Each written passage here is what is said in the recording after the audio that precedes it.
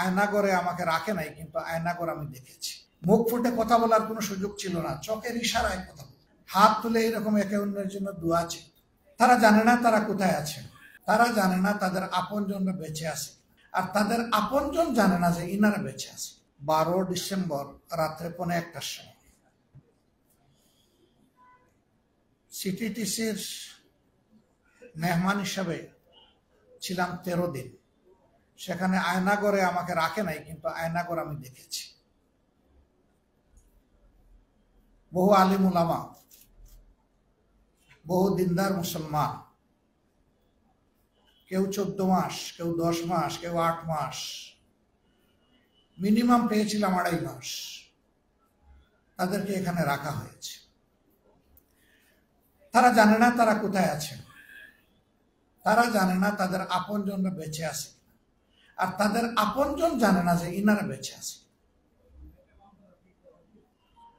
মুখ ফুটে কথা বলার কোনো সুযোগ ছিল না, চোখের ইশারায় কথা বলত, হাত তুলে এরকম একে অন্যের জন্য দোয়া ছিল। এরকম একটা শ্বাসরুদ্ধকর পরিবেশ ছিল, বিশেষ করে উলামায়ে কেরামের ছিল। এখানে আলিয়া আর কওমের কোনো বাস বিচার ছিল। যিনি ইলমে দ্বীনের খেদমতে থাকবেন, যারই পছন্দ হয়নি তারই ঠিকানা এরকম হবে। 13 দিনের পরে কোর্টে আবার নেওয়া হলো, কিন্তু আদালতে তোলা হলো না। যে গাড়িতে আমাকে নেওয়া হয়েছিল, মনে হয়েছে দুর্দর্শ কোনো সন্ত্রাসীকে গ্রেপ্তার করা হয়েছে। সোয়াত, র্যাব, এপিবিএন, পুলিশ, 4টা বাহিনীর শতাধিক ফোর্স দিয়ে আমাকে ঘেরাও করে আদালতে নেওয়া হলো। কি মনে করে আর না তুলে আমাকে নিয়ে গেল কেরানীগঞ্জের কেন্দ্রীয় কারাগারে। 5 দিন সেখানে থাকার পরে আমাকে স্থানান্তর করা হলো কাশিমপুর হাই সিকিউরিটি নামে যে জেলটার কথা আপনারা শুনেন, বাংলাদেশের নিকৃষ্টতম দুনিয়ার ছোট্ট জাহান্নামে। এর চাইতে খারাপ কোনো জেল বাংলাদেশে নাই।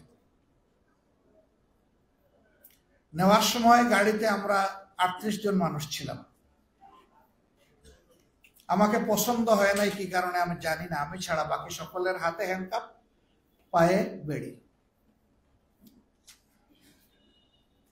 এর মধ্যে কয়েকজন বিজ্ঞ বয়স্ক আলেমও ছিলেন।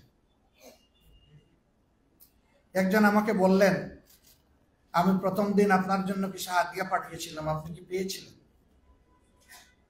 আমি বললাম, আল্লাহু আকবার, আপনি তাহলে আল্লাহর সেই ফেরেশতা।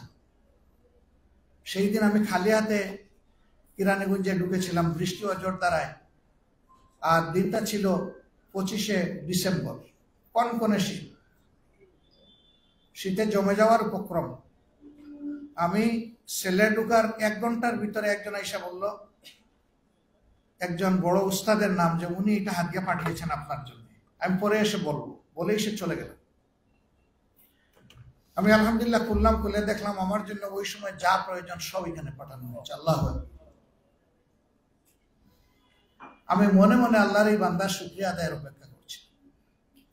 গাড়িতে উঠে হাতে হ্যান্ডকাপ আর পায়ে বেড়ি পরা, মাথায় পাগড়ি, এই উস্তাদ যখন আমাকে বললেন যে আপনি কি আমার হাদিয়াটা প্রথম দিন পেয়েছেন, আপনি আল্লাহর সেই ফেরেশতা কিনা, বলেই আমি কাঁদতে শুরু করলাম।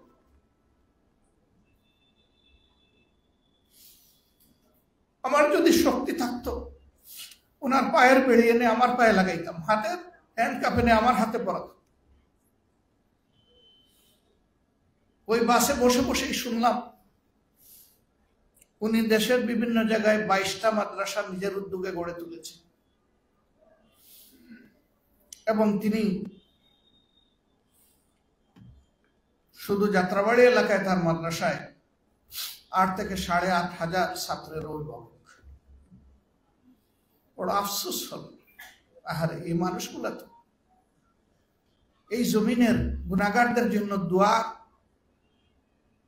হালতে তারা থাকবেন, তাদেরকে মুক্ত থাকার কথা ছিল।